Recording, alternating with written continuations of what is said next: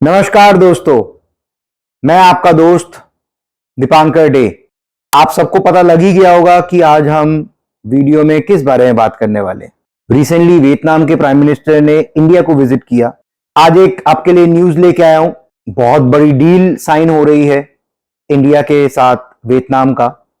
बहुत recently Vietnam के prime minister India आए और इंडिया ने उनको एक बहुत बड़ा लोन ऑफर किया। $300 मिलियन का एक लोन ऑफर किया है, जिसको हम लाइन ऑफ क्रेडिट कहते हैं।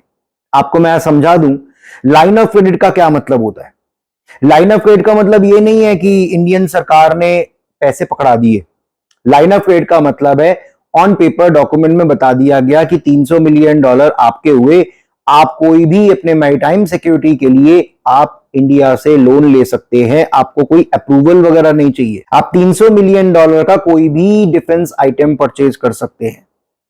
हमारे लिए, इंडियंस के लिए बहुत गर्व की बात है, इंडिया के लिए बहुत बड़ी बात है कि हम इस तरीके से अपना ट्रेड, डिफेंस एक्सपोर्ट भी बढ़ा सकते हैं, इनफैक्ट बढ़ा भी रहे हैं। अब वियतनाम अचानक से इंडिया के पास क्यों आ रहा है? वियतनाम और इंडिया, आपने सुना होगा, कई बार आपने मोबाइल यूज करते हुए देखा होगा, मेड इन वियतनाम। इंडिया का एक बहुत बड़ा राइवलरी है, बहुत बड़ा कॉम्पिटिटर है Vietnam in manufacturing, specially mobile और भी बहुत सारे गुड्स। मैन्युफैक्चरिंग हब है एक वियतनाम, हमारा एक सबसे बड़ा कॉम्पिटिटर है। लेकिन वियतनाम इंडिया से करीब इसलिए आ रहा है क्योंकि जैसे इंडिया ने चाइना का एग्रेशन झेला है, वियतनाम भी झेल चुका है। जैसे इंडिया को जवाब देना पड़ा चाइना को, ऐसे ही वियतनाम भी जवाब दे चुका है चाइना को। ऑब्वियसली वॉर, तो उनको अपना डिफेंस इक्विपमेंट रेडी रखना पड़ेगा, उनको अपना मैरीटाइम सिक्योरिटी पे बहुत काम करना पड़ेगा। इसीलिए वो सही रेट पे, बहुत चीप रेट पे अगर उनको डिफेंस आइटम चाहिए तो India is the number 1 country to supply that. अच्छा, आपको ये जान के हैरानी होगी, ऑब्वियसली जैसे इंडिया और वियतनाम हम कॉम्पिटिटर्स हैं, तो तब भी हम क्यों कर रहे हैं? क्योंकि चाइना एग्रेशन करता है, इसलिए। अब आपको मैं बता दूं, जब ट्रंप की सरकार थी 4 साल के लिए यूएस में, तो ट्रंप ने एग्रेसिवली फोकस किया कि चाइना से मैन्युफैक्चरिंग इंडस्ट्री को हटाना। यूएस कंपनीज की जितनी भी मैन्युफैक्चरिंग इंडस्ट्रीज चाइना में थी, वो सारे हटा के शिफ्ट करना किसी और देश में। अब एज एन इंडियन हमें लगा हाँ, India will get all the opportunities, but unfortunately ऐसा हुआ नहीं। वियतनाम के पास वो ऑफर्स चले गए मैक्सिमम। अगर आज की डेट में हम बात करें तो हमें चाइना को पीछे नहीं हटाना, हमें चाइना को नहीं हराना, हमें सबसे पहले वियतनाम को हराना है, क्योंकि मैक्सिमम मैन्युफैक्चरिंग हब उनके पास चला गया। अब आपके दिमाग में ये सवाल आ सकता है, ऐसा क्यों हुआ?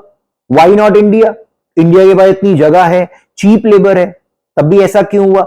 ऐसा दोस्तों सिर्फ इस वजह से हुआ क्योंकि वहां पे 1 पार्टी कंट्री है, वो डेमोक्रेसी नहीं है।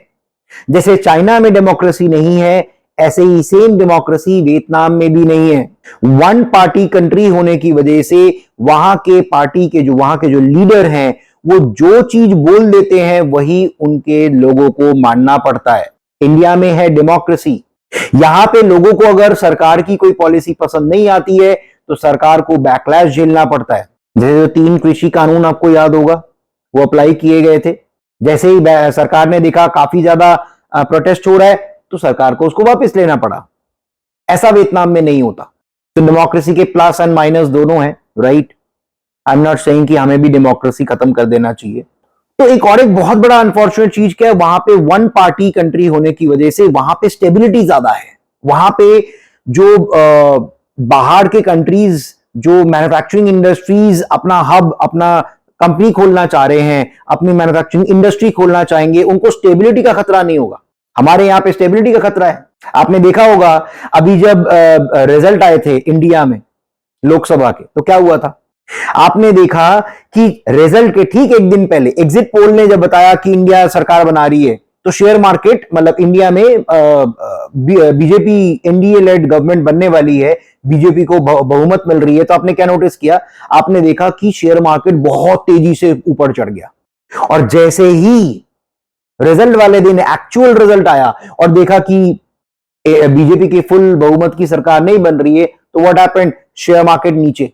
तो स्टेबिलिटी का खतरा रहता है बहुत ज्यादा इंडस्ट्रीज का ना। बाहर के कंट्रीज जब भी, बाहर के बड़े बड़े कॉर्पोरेट जब आते हैं यहां पे इन्वेस्ट करने के लिए, तो बहुत ज्यादा खतरा होता है, स्टेबिलिटी को लेके बहुत टेंशन होती है उनको। अब राइवलरी की बात कर रहे हैं तो मैं आपको बता दूं, चाइना का एक्सपोर्ट, मोबाइल एक्सपोर्ट जो है दैट इज $130 बिलियन, जो कि धीरे धीरे कम होता जा रहा है। पहले $136 बिलियन था, $130 बिलियन हो गया। वियतनाम का इज $30 बिलियन, अब वो $26 बिलियन हो चुका है। India is far behind, India का $16 बिलियन है ओनली, तो अभी भी 15-16 बिलियन डॉलर है, अभी भी हम पीछे चल रहे हैं वियतनाम से।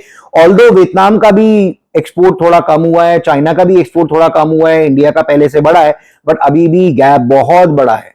चीप लेबर है यहां पे, तब भी जगह है यहां पे, तब भी might be due to tax, जो टैक्स अप्लाई किया जाता है शायद उस वजह से।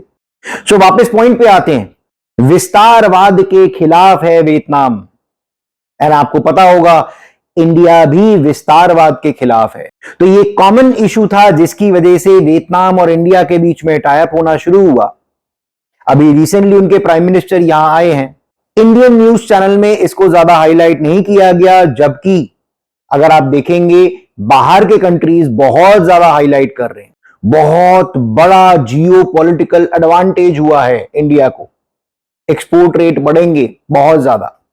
वियतनाम की जो सरकार है वो बहुत जल्दी फ्री ट्रेड एग्रीमेंट साइन करना चाहती है इंडिया के साथ, और $20 बिलियन का ट्रेड मार्क क्रॉस करना चाहती है वियतनाम की सरकार, एंड ऑब्वियसली इंडिया की सरकार। तो ये कुछ हलचल चली है आजकल।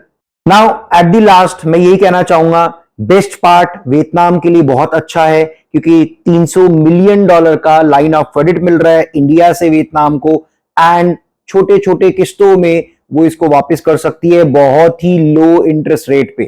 तो that is the best part of the deal, जो वियतनाम के लिए बहुत सुटेबल है, और इंडिया के लिए ऑब्वियसली है, क्योंकि उनका डिफेंस मार्केट, डिफेंस एक्सपोर्ट जो है इंडिया का और बहुत बढ़ेगा।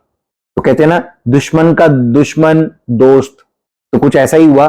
चाइना का दुश्मन हम, चाइना के दुश्मन वियतनाम, तो Vietnam and India are now friends in this. Let's hope for the best दोस्तों। आज की वीडियो यहीं पे खत्म करते हैं। थैंक यू, जय हिंद।